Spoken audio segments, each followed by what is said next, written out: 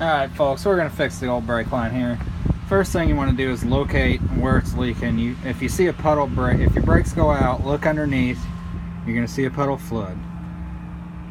Now just look up, find out where it's leaking from, go to the highest spot. You can see it's dripping right there. So I can tell right now that rusty brake line, that's where it's at. It's coming from the top of that, where it's all rusted out. Most of the time it's pretty self-explanatory. You can see there's fluid up there. So I mean, it's pretty self-explanatory. That's where it's leaking at. I mean, sometimes there might be a couple lines in the same spot. In that case, start with your highest one, see if there's fluid on it, and then work your way down. Now the next thing you're going to do is find out where that line's going. Now if you look, that line goes up here and behind on top of my gas tank.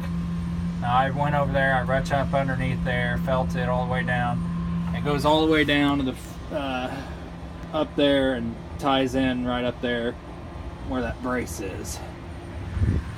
So the easy thing to do is sometimes you can find another connection right in here and loosen it and take it off right there. But what I'm going to do is I'm just going to snip it right here, right up here at the top. I'm going to loosen this up right there. You can see where it screws in there. That's where I'm going to loosen it at. I'm going to snip it, loosen it, and I'm going to go up here to the other end where it goes into there, trace it all the way there, snip it right up there, and loosen it out of there. I'm going to take both of those ends with me up to the auto parts store, and I'm going to find both ends, the right threads, and I'm also going to take a tape measure and measure from here all the way up close to up there, a roundabout estimate on how long I need. So that way, if I need two pieces, I'll get two pieces, put them together, and run them back up there, and I just won't even worry about taking all this old brake line out, because it's a real pain. So that's just the easy way to do it. If you want to get serious about it, you can take that line out and do all this stuff, waste a bunch of time, but like I said, I'm just looking for the quick route here, folks. So that's what I'm going to do. I'm going to loosen that up, snip it, go down here on this end, loosen it up, snip it, take those pieces with me so that I know what threads I'm going to get, because up there at the parts store, they won't know. They won't even be able to look it up for you or anything. They'll just be like, oh well, this should be right. It's not going to be the right threads. Guaranteed 100%. You got to take these pieces up there and you got to thread them in. Make sure that they thread in until you find out which thread it is on both ends so that you get the right thread. And then, like I said, measure your distance and get the length you need, and come back and put a new one on there, and you're good to go. And then fill her with brake fluid, and then you're going to want to bleed the brakes after that. Okay, here's the other side of the line coming out from the top of the gas tank. Like I said, you follow it, find out where you can disconnect the other end at. It runs along the top here, and then it connects in up here on this. That's where I'm going to actually take it apart at. Probably just cut it right here and then take it apart right there. Now be careful when you come looking at that, make sure you're getting the right one, because these here are fuel lines going to your fuel filter, and that's your brake line up there. Make sure you get the brake line, not the fuel lines. But like I said, just cut this other end off, and then you can take both ends with you in there and figure out which threads you need, and make sure to measure how long of a distance you need from one end to the other for the brake line. Alright, here we go. This is what I'm talking about. So I just basically unscrewed that from the back there, broke it off. You could just break it or take a pair of snips and cut it, whatever you got to do. And then up here in the front, I got to take that end off and cut it off right there, and take them both in with you, just in case they're different. Might not, you never can tell. Alright, here you go. There's the other end, and as you can see, different size threads.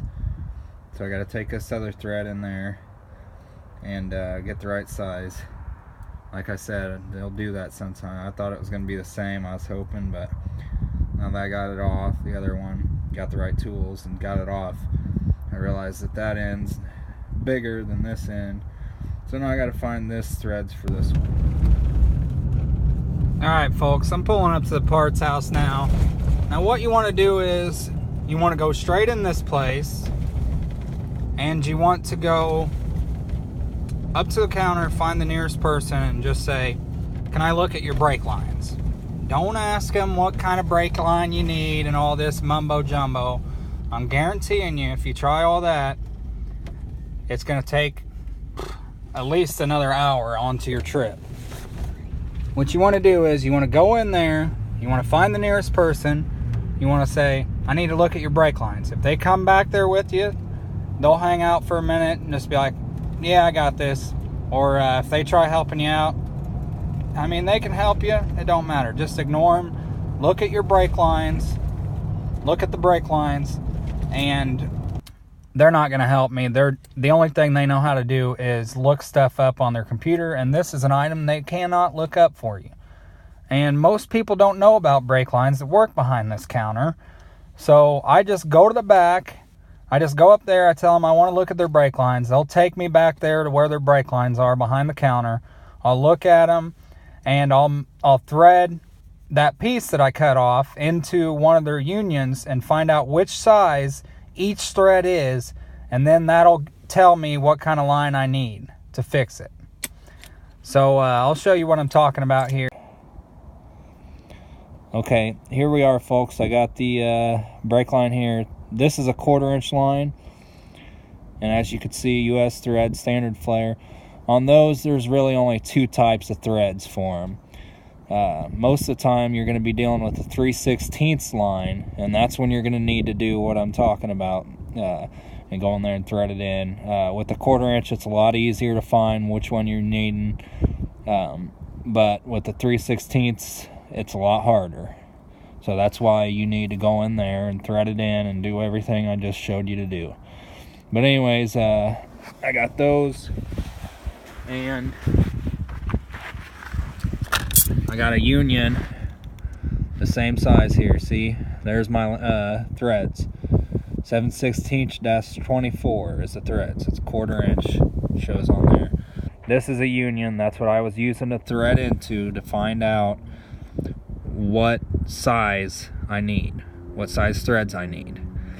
And I actually need this. I bought this one because I need to hook 2 lines together, because I got a 6-footer here, and I think that's like 3 feet or something, which gives me the 9 feet that I need all the way from the front to the back. And also, if you notice, these are the easy bend lines. They're a little bit more pricey, not that much though. I go with them just because it's easier to bend them around in there and do what you need to do. So I like to thread it in, get it threaded in real good, and then bend it around and get it where I need to go and thread in, and that's it. Alright, the last thing I forgot to tell you guys was there's a standard flare and there's a bubble flare. And so what you want to do is you want to take a look at those pieces you cut off and make sure they're either standard or bubble. You can tell just by looking at the ones in the store what the difference is, and look at yours and you'll see which kind it is. And then just get the right one you need and you're good to go. And if you have different size threads, you may have to get a line with 1 thread on one end and 1 on the other and put a union together, or they make a thing that transfers the threads into a different size. Whatever you need to get to make it work is what you need to do. And then just don't forget to bleed your brakes, and that's it.